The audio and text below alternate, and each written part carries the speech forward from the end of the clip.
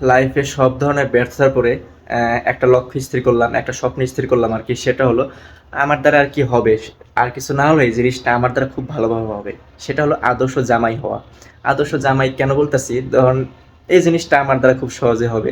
লাইফে যখন আপনার ফুল অফ ডিপ্রেসড থাকবেন বা খুব হতাশ হয়ে যাচ্ছেন, সেই মুহূর্তে আপনার খুব আত্মবিশ্বাস প্রয়োজন। সেক্ষেত্রে আপনার আদর্শ জামাই হওয়া ছাড়া কোনো উপায় নাই। কেন?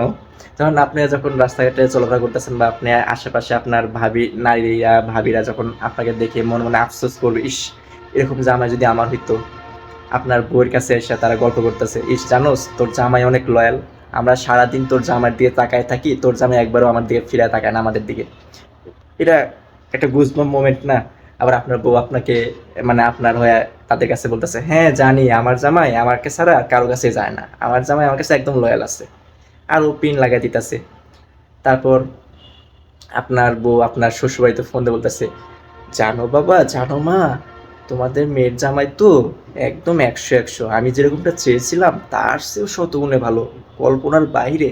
এই যে এগুলো যখন আপনার প্রশংসা শুনবেন শুনবেন আর কি, প্রশংসা শোনার পর আপনার মনের মধ্যে এমনিতেই আত্মবিশ্বাস বেড়ে যাবে। আর কি লাগে?